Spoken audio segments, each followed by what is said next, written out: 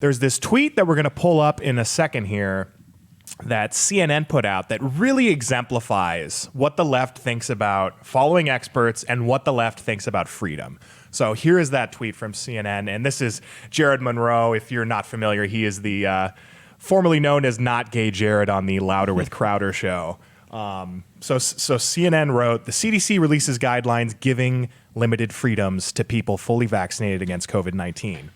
And Jared Monroe replied, if you believe the CDC has the right to issue and retract freedoms, this may not be the country for you. Yeah. So the CDC, throughout this whole process of the pandemic and the lockdowns, they've repeatedly flip-flopped their positions on various, different studies and science, the science behind all these different... there's been an avalanche of this stuff. Right, all the different guidelines we're supposed to follow, and yet the left has continued to insist, no, we need to just blindly follow the experts at the CDC. Even if those experts are only experts in one particular field, they shouldn't have the right to comment on lockdowns because that has economic fallout that comes with that. They can't really comment on that. But nevertheless, we've been told that we have to follow these guys.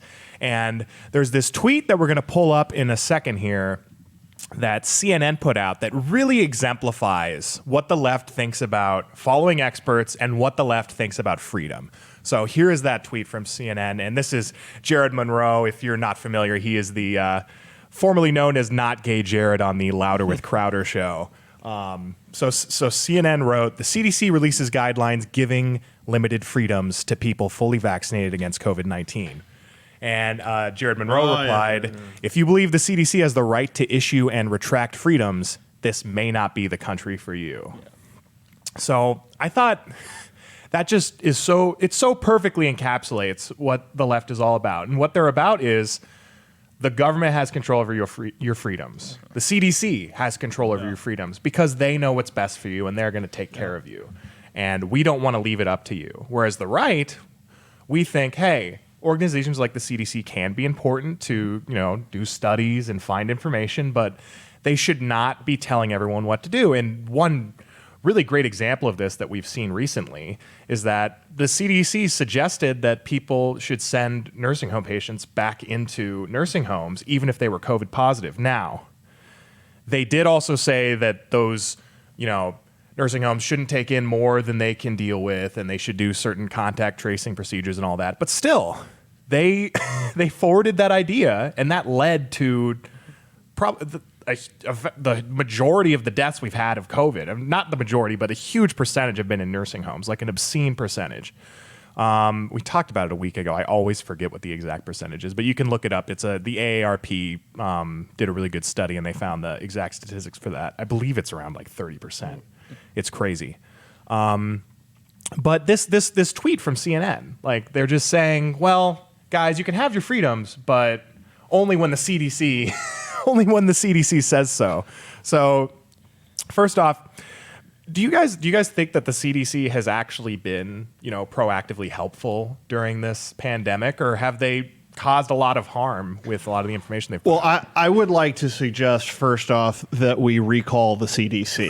The CDC clearly wrong about nursing homes, and if I'm not mistaken, if this follows the same pattern anyway, several people are going to come out soon and say that the CDC harassed and potentially molested them.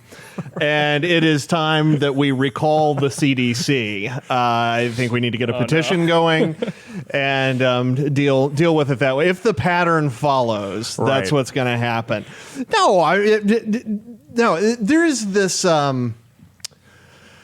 Let's see here. So one of the things that is very useful to the left is the idea of feelings. A lot of people on the left maybe feel their way through things more than thinking their way through things. The word science tends to conjure a feeling or elicit a feeling, and then this kind of works as a term for expertise. Yeah, but it's authority. I think the vast majority of people, and certainly outside the academy, don't really realize scientists are quite useless out of their really narrow field. And these are not people who know. A biologist is not an expert on all things biology. He's maybe an expert on 3 strands of DNA found in a nematode. Right. I mean, that's what these people are experts at. So when you go out and you have scientists say, well, it really doesn't mean just that much other than someone who has had some amount of scientific training. Bill Nye is a this. scientist. Yeah. The guy's Well, cool, he's a but he- geologist. yeah, Isn't he a geologist? engineer, I think, One of the dirt people. Yeah.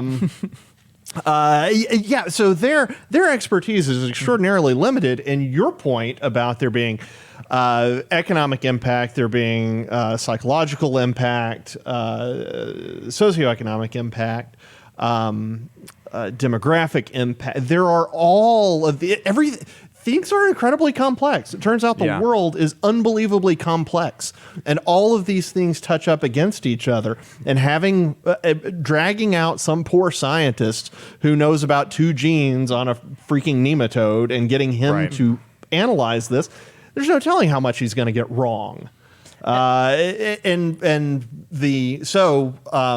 Fetishizing science is a very foolish thing to do, but we seem to have done it.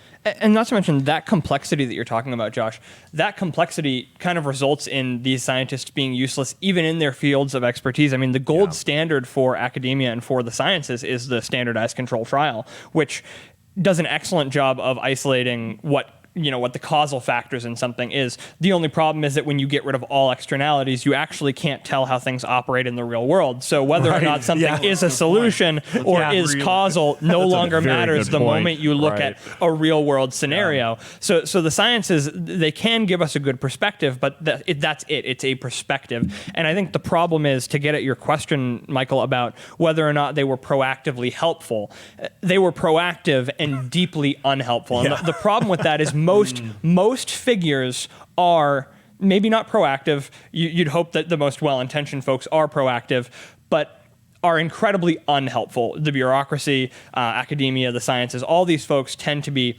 incredibly and deeply unhelpful even when they are proactive. And that's kind of the problem of this discussion of who gives you your rights, who gives you kind of leniency with these restrictions, saying that the CDC is giving back some freedoms. That's a deeply dangerous idea. We talk about foundations of the United States and foundations of Western culture. One of those major ones that we don't often talk about being deteriorated is this idea of pre-existent freedoms, freedoms that pre-exist government, that pre-exist these institutions. And so when you have these institutions deciding they create freedom, they provide freedom, and they can restrict it whenever they want, those deeply unhelpful people are now at they have everyone in a vice. They are at this major funnel point in the discussion that they should never have been given.